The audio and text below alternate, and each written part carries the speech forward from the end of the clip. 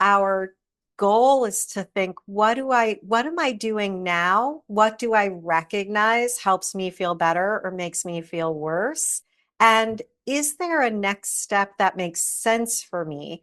Once we have our mediators, Elizabeth, this is where I feel like real empowerment comes into play because we get to make decisions in a risk reward fashion.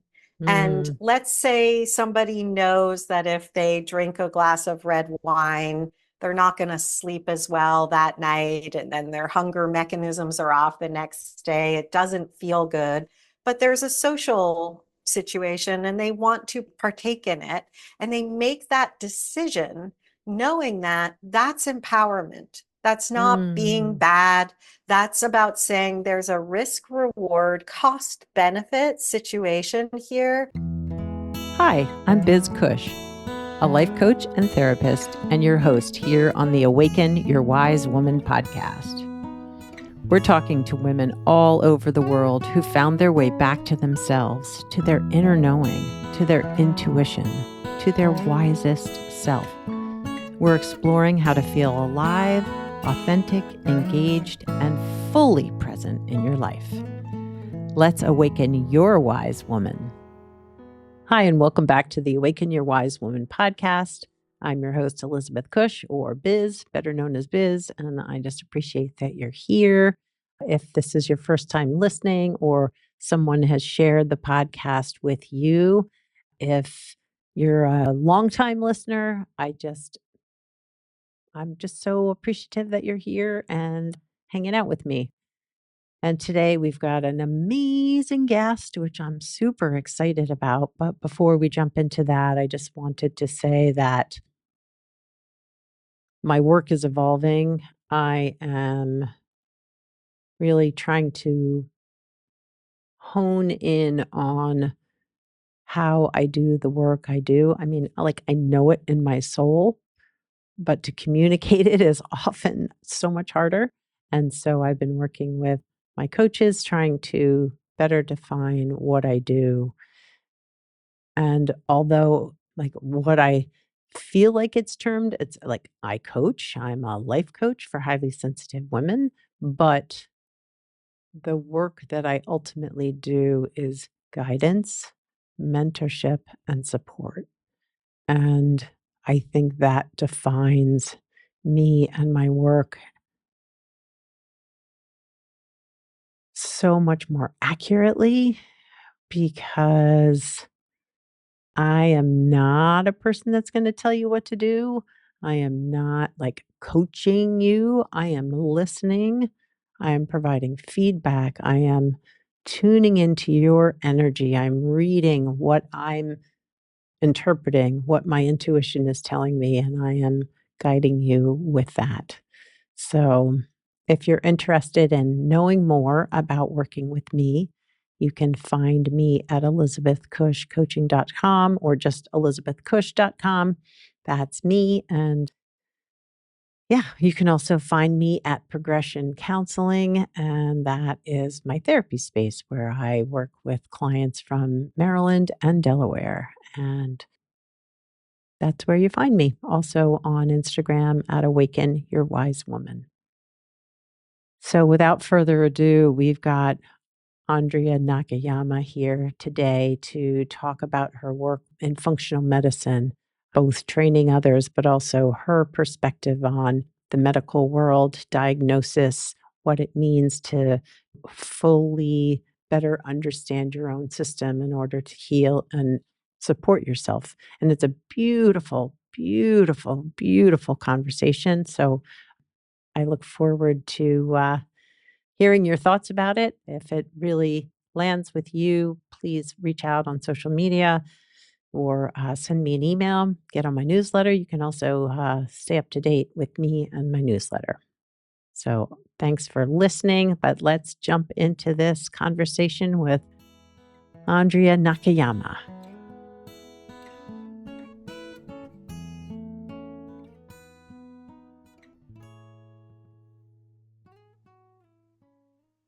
Hi, Andrea. So, welcome to the Awaken Your Wise Woman podcast. It's really great to have you here for listeners who don't know who you are, I would love for you to share a little bit about yourself and why you do what you do. Oh, thank you. I'm really pleased to be here and looking forward to our discussion. So, I'm Andrea Nakayama. I'm a functional medicine nutritionist and founder of the Functional Nutrition Alliance, where I train providers from all different backgrounds to be functional nutrition counselors. So I train them in the science and the art of the functional nutrition practice.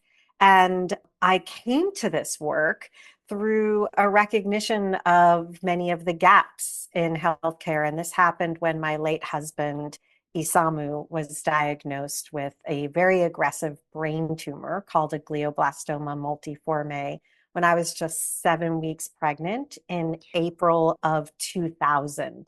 And so we were in our early 30s. That kind of catapulted us into the medical system in ways we had never experienced. And so I was encountering these very obvious, glaring gaps. And the two original gaps that I just want to point out, because I'm not here to bash our medical system, it does an amazing job at particular things and falls short in other areas. But those two original gaps that really inspired me to eventually go on and do the work I do now were that people are treated like their diagnosis. So if we have IBS or Crohn's or cancer or diabetes, we are treated like our diagnosis, not like a person who has a diagnosis. And at the same time, in the way our medical system works, everybody with the same diagnosis is treated the same. There is a protocol for how a diagnosis is treated, and there's a place and time for that. But there's a lot to the human condition that extends beyond the diagnosis. And so those were the original inspirations for the work I do. I lost my husband 2.5 years after his diagnosis. He was actually given 6 months to live. So we were able to extend his life. He was able to have an imprint on our son's life, who's now a young adult. And there was a lot of richness and beauty in that time together, but it really became a calling for me that put me back through school and many Mm. iterations to do the work I do now. Mm. Well, it's interesting hearing you talk about the, sort of being treated like a diagnosis. And I feel like that is also so prevalent in the mental health world, Absolutely. right? Like I'm bipolar or I'm Yes. depressed versus I have depression, I have bipolar disorder. Like it becomes, it's not a condition, it becomes who you are. And it's how from working with clients, I know it can influence how prescribers or psychiatrists or whatever interact with the client, like to see them in this sort of slot of who they are. So, yes, I feel that. And it has really pushed me to learn more about energy healing and doing more holistic ways of, and sharing that here on the podcast too. But two things that are popping up for me.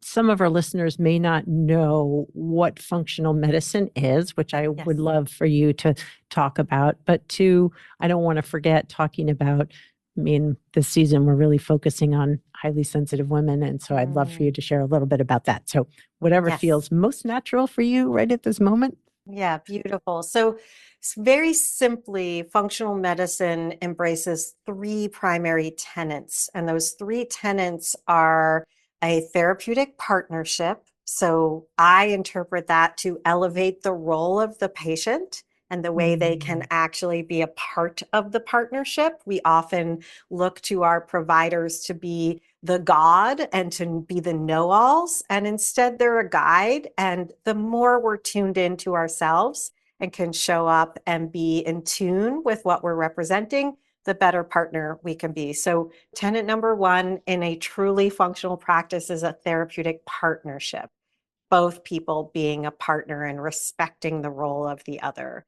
Tenet mm, number two is looking for the root causes. There's a lot of misuse of that terminology these days, and I want to really underscore that I'm saying plural root causes. There is no mm, one root cause. I have a lot of concern that particularly sensitive women are seeking that one route that puts them in a sympathetic, dominant, seeking state for what's going on with them that also isn't conducive to healing. So, looking for the root Oh, interesting. causes helps Yeah. us to ask, why is this happening? Not just what do I do about it? And there's a time and a place for both. I think they work in tandem. Tenet number three is a systems based approach. And in functional medicine, a truly functional practice, we are looking through the lens of systems biology. And Dr. Jeffrey Bland, who's one of the founders of the field of functional medicine, is a systems biologist. So when I say that, we're bringing into recognition that the gut's connected to the brain and the brain to the gut, that the gut is connected to the liver and detoxification, and that detoxification impacts our hormones and our neurohormones. It's seeing the body through a more holistic lens. As a result, I have a lot of mental health practitioners who go through my training because there's more awareness of these interconnections.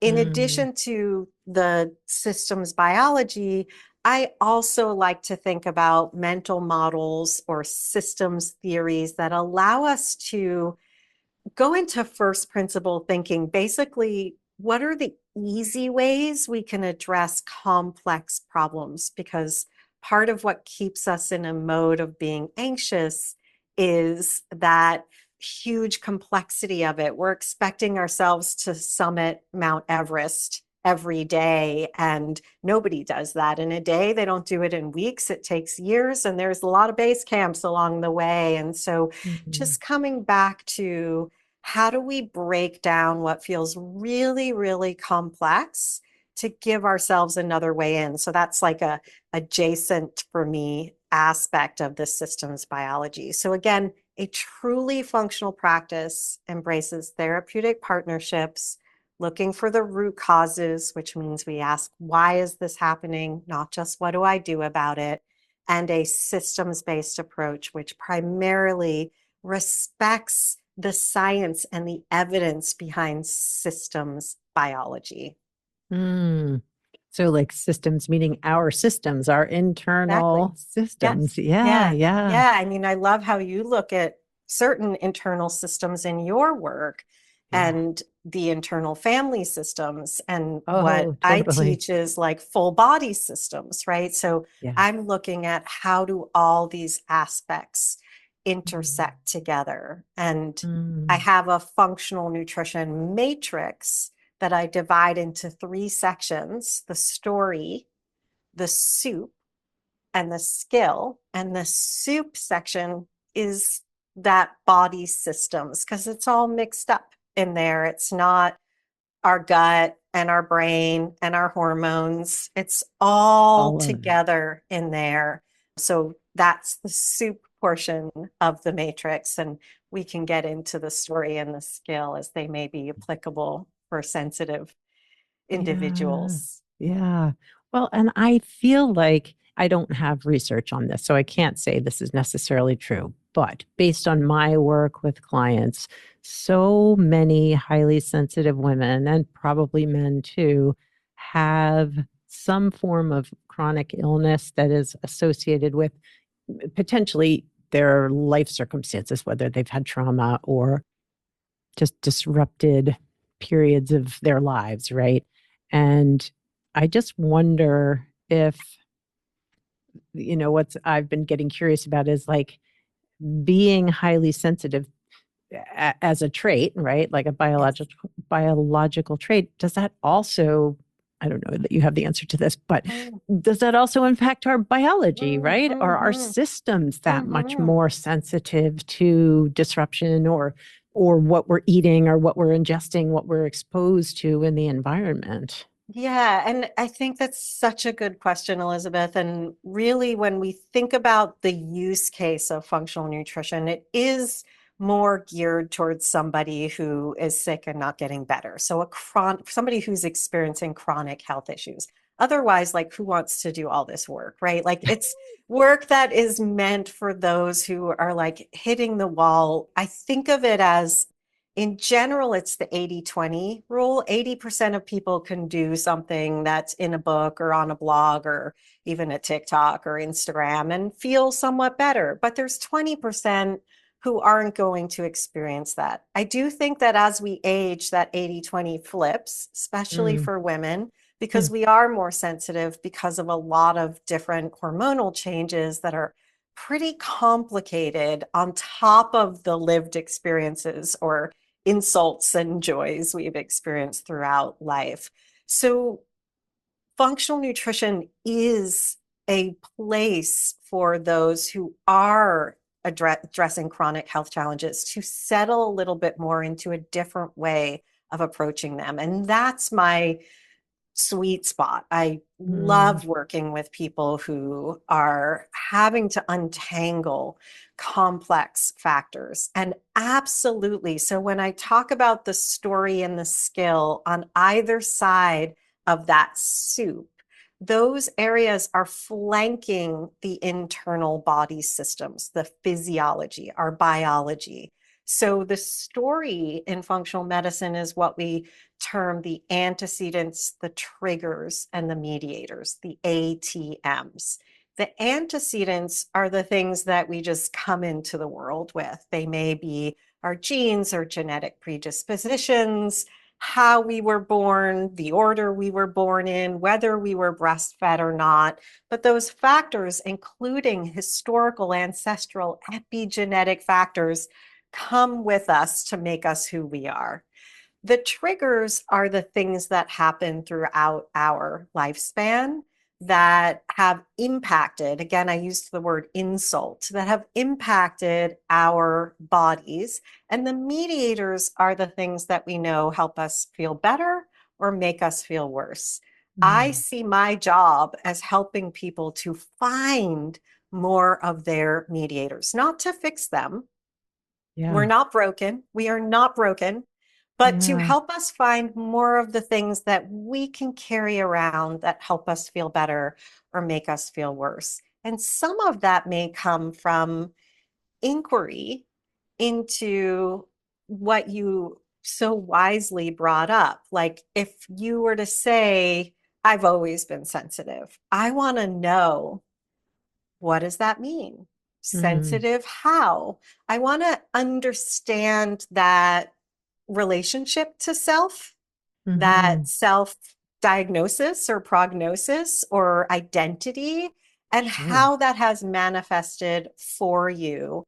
Because absolutely there is a tie to what's happening physiologically. That was a long answer, but I wanted to kind of paint the picture for us to see. Yeah, yeah, yeah. Well, and that makes so much sense to me that, like, I mean, I'm just thinking about myself, right? Like, there are certain, well, I will own that I have diverticulitis, right? So this is a chronic condition that can flare up at times when I don't expect it. But I'm recognizing too that for me, the awareness around my stressors, how Yes. I'm managing them, but also what I'm putting in my body Yes. and what I'm doing with my body. Am I exercising? Am I moving? Am I getting enough rest? Right. Yes. Yes.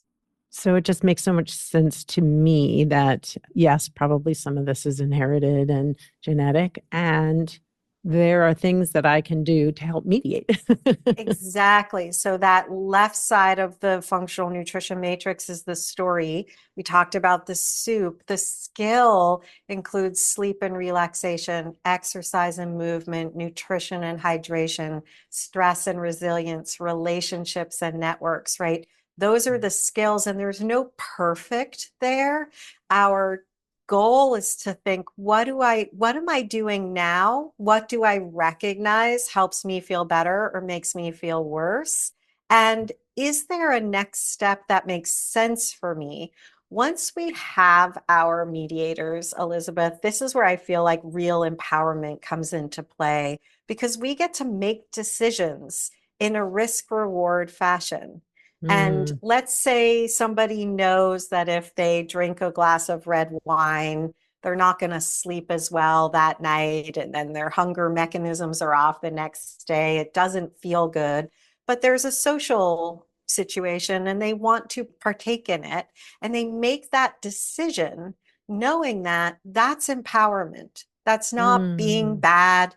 That's about saying there's a risk reward, cost benefit situation here that I get to make for myself because I know drinking that glass of red wine is going to have this impact, but I'm going to embrace it. And for me, that glass of red wine is not worth it. Like the risk reward, I'm it's not too going to good. have Yeah. it. Yeah. Yeah. Yeah. So Yeah. that becomes a decision. And there's a point where we make different decisions that aren't about being on a diet or having Mm, to adhere to a very strict protocol. And there's a time and a place for that too, with the help of a provider.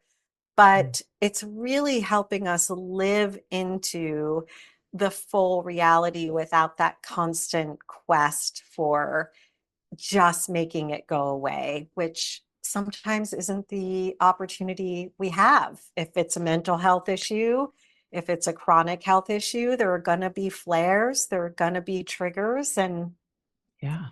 how do we live into it?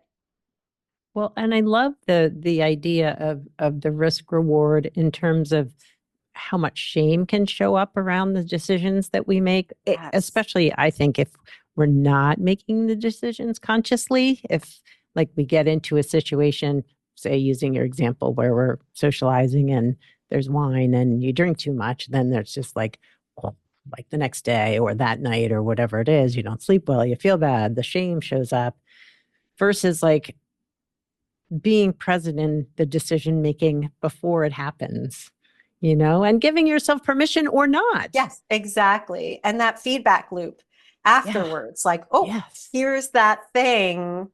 This is what's happening. Just even noticing in ourselves where we get amped up, like where certain emotions are showing up and being able to witness them, which I'm sure you do a much better job in practice than I'm looking to do, but just seeing those things as impactful to what happens after that. So, Yeah. Yeah. shame, as an example, where does that live in us? And then what happens with the shame as opposed to the recognition of the shame as a response on top of feeling tired, having low blood sugar, so eating more to try to keep ourselves awake because we didn't sleep well. Like there's a lot of feedback loops. And I feel like if we Mm, could just not hyper fixate on them like we're gazing at our belly buttons, but just be with them and witness them. That to me is the definition of health more than some perfect way of either living or feeling. yeah. I think that's so important too, because the perfection isn't really attainable, right? I mean, No. there's no, well, and we're all so different. Each person as a human is so different. So what Yes. works for me doesn't, yeah, not that there's a perfect, but yeah, yeah. And But we're that's not what fallible we're fed humans, right? today, right? That's not, I feel like both Yeah. in medicine, with there being a protocol and the quest often that we're on that I spoke to earlier for finding the The cure. remedy, the Yeah. cure for Yeah. whatever it is we're feeling, like that has then leaked into more integrative, holistic, functional alternative practices as well. So people are seeking what is the thing that's going to make this go away, which also keeps us from that parasympathetic dominant rest and digest state of watching, witnessing, being with, learning. It's Mm, so pervasive that we're told we're supposed to be doing it a certain way, or we haven't found the way, whether it's a pill, a protocol, a practitioner that's going to solve it all, as opposed to mm, being with it all. mm. Yeah. And that just feels like so relevant in terms of like social media to me, like that Yes. seeking, like whether it's a video or a practitioner or an influencer or whatever it is, like trying to find that one thing that's gonna like fix me or, Yes. help me fix me. Yes. Yeah. Oh gosh. Yeah.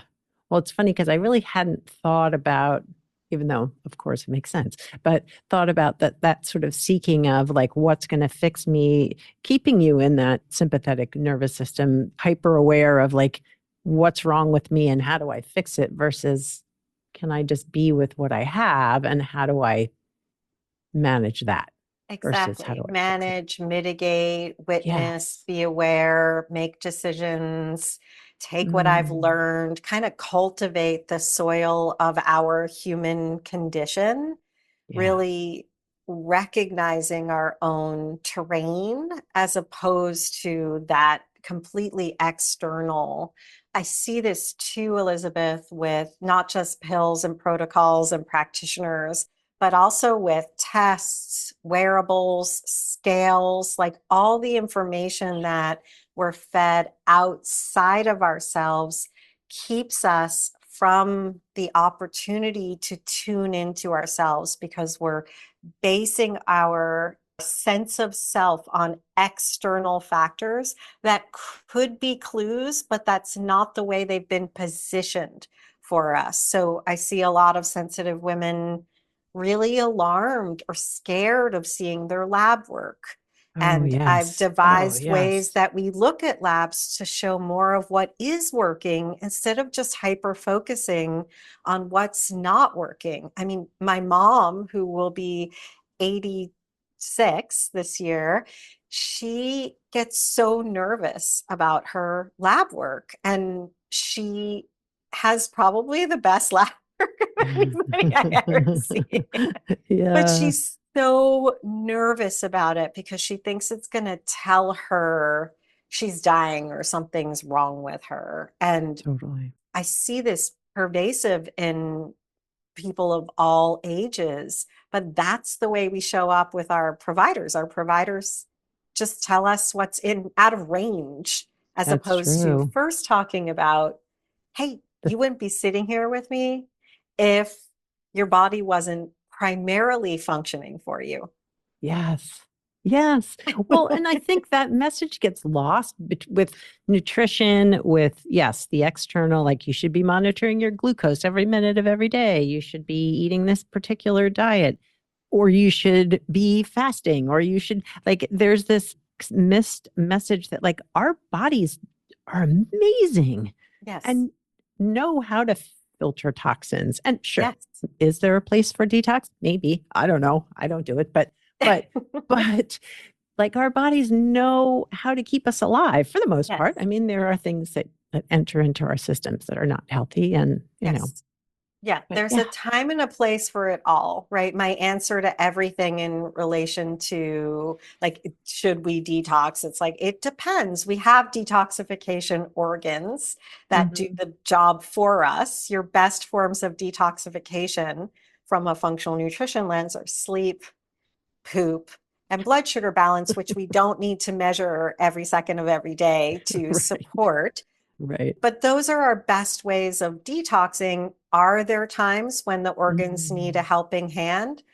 Yeah, there may be with the help of somebody who understands what they're doing, but it's always it depends Yeah. situation when it comes to help, but that's not what we're being fed with all the media and social media and the quote unquote wellness industry, which is a Yeah. very commercialized industry to keep us in this questing state. And so Mm. in addition to functional medicine nutrition, my practice has moved towards the practice of narrative medicine, which really brings it back to the story, which I think is a missing component in Yeah. our health and healing journey. Yeah. Well, I think about the impact of, identifying too strongly with the story, right? Like when the studies around mindfulness-based stress reduction, like that if we can kind of detach ourselves from the story or the pain or the story around the pain, right? So much can shift. I Yeah. had two conversations this week with people and noticed myself too. Like when something else is going on, I've been having some, I think it's arthritis in my foot. I'm going to go see the doctor later this week, but that pain was so prevalent. But then I got sick and I was throwing Mhm. up. And suddenly I didn't even notice the pain in my foot because there was Totally. other stuff happening internally and maybe inflammation changed or whatever. But Yes. as soon as I started feeling better, I was like, oh, there's my foot again. Right. Yeah, I can totally relate to this. When my late husband was diagnosed with a brain tumor, Mm. again, I was 7 weeks pregnant. I was going through what felt like horrible morning sickness. Like, Oh my oh, poor gosh. me. I can't keep anything down. And then we're faced with, acute situation. And like my morning sickness it was there, but it was, like you said, completely manageable because the situation we were facing was so much bigger. And when I think about narrative and story, there's our hyperfixation and over identification with the story we tell ourselves.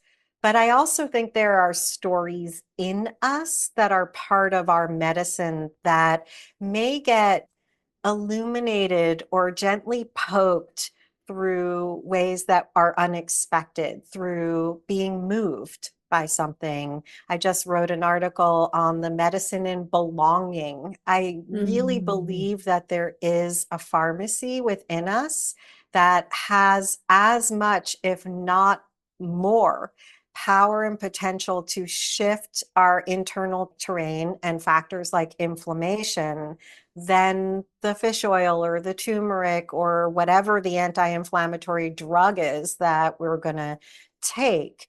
It's Yeah. in us in some ways too. And I think that when we can sit with it again, like if we think about the medicine in belonging, and you and I can savor the moment that we are having together and what it feels like to speak to a like-minded woman, that is has healing power. When we're sensitive, being able to tap into, where am I moved? Where am I belonging? Where am I experiencing joy? And actually savoring those moments. The science does show us the physiological impact of those emotions.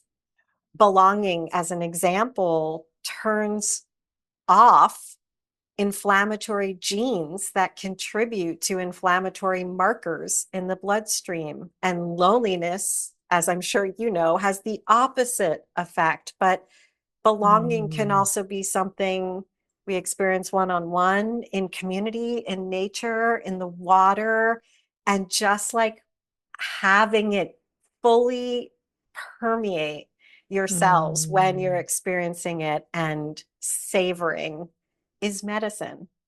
Yeah. I love that word, savoring. Yeah.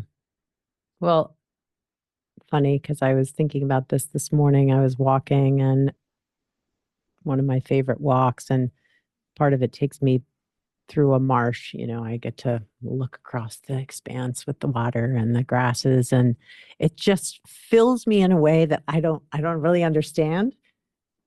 And they changes with the season. So sometimes the marsh grass is green and sometimes it's brown. And it just, yeah, it just does something. Yeah, it's a sense of belonging in the world, Yes. right? Yes. Yeah. And of being moved, of seeing Yes. nature and like being moved. And Yeah. there's so many impacts of just like sitting in that moment and taking it in. Mm, That's where I just really feel like we're missing the humanity in health. We've yeah. lost our way. Yeah. Mm, I feel that so much. Uh, Andrea, I feel so grateful for having this conversation with you. I don't know. There are times when someone will reach out to be a guest and I'm like, I don't know if this is a good fit, but we'll try it. We'll see. And it's such a pleasure when it's like, oh, this was so easy. And I really enjoyed our conversation. I feel like it just touched all the right parts of me. So there you Mm, go. mm, mm.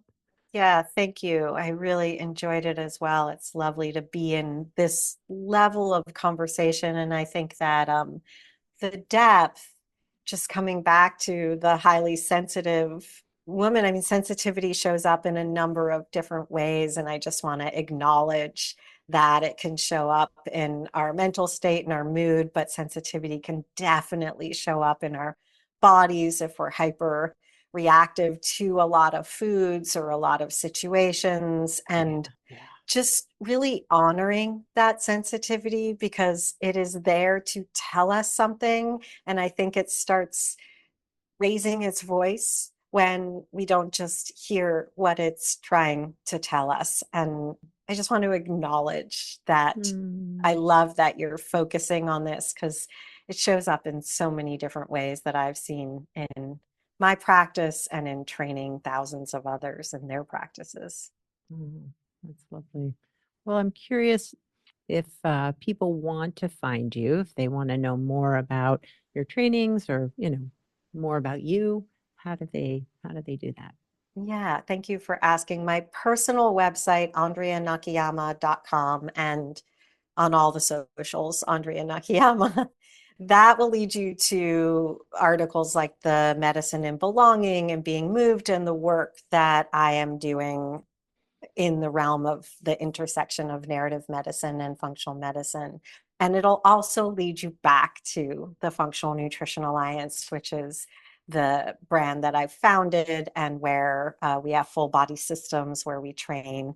I've trained over 8,500 practitioners in over 68 countries and people who aren't practitioners but wanting to serve others as well. So Andrea Nakayama will lead you to all the things, all the places, easiest one-stop shop.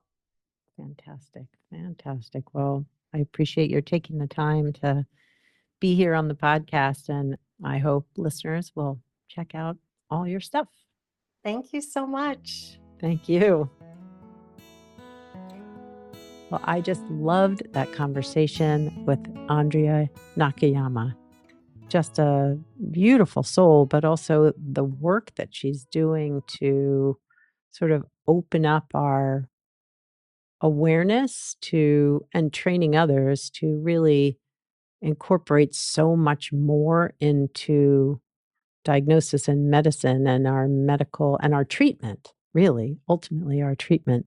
Because I think so often we get stuck in the like, this pill is going to fix it, or this whatever protocol is going to make this thing be fixed and I'm going to be cured, versus my body is a system and there are so many things that are impacting this system that how can I incorporate all of this to achieve optimal health for myself and support myself when things are not going as well.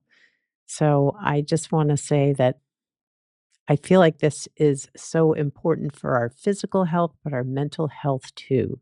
That there are so many alternative treatments, but treatments, holistic treatments that are effective and supportive and work for us as highly sensitive women. And in particular, I am super passionate these days about energy healing because I think as highly sensitive women, we can tend to live in a more sympathetic state because we can get so overwhelmed so easily by environmental stimuli that our systems can be on too much, right? And that then impacts our physical health.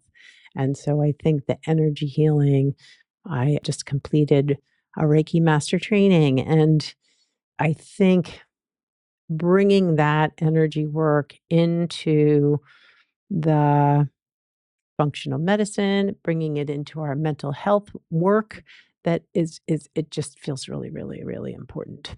So I hope you will check out her website. I hope you'll check out all the stuff she's putting out into the world. And, it was really, once again, just amazing to me to connect with someone and be able to go so deep so quickly and to feel so connected. Yeah, like she said, talking about that sense of belonging, it just helps me feel like more important part of the world or a bigger piece of the world. So, anyway, I hope you all will take care of your bodies and your minds and your health and your well being. And I look forward to connecting with you next time here on the podcast. If you want to know more about working with me, you can find it at elizabethcushcoaching.com.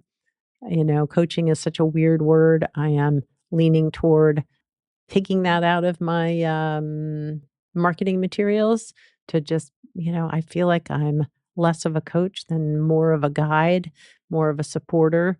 But if you want to know more about working with me, whether it's in therapy or guidance, you can find me at elizabethcushcoaching.com. Thanks for listening to the Awaken Your Wise Woman podcast. The information in this podcast is not a substitute for seeking help from a licensed mental health professional. Music by Andy Cush, sound editing by Laura Disler, and show notes by Kathy Cush. If you'd like more information about me, Biz Cush, and the resources shared today, go to awakenyourwisewoman.com.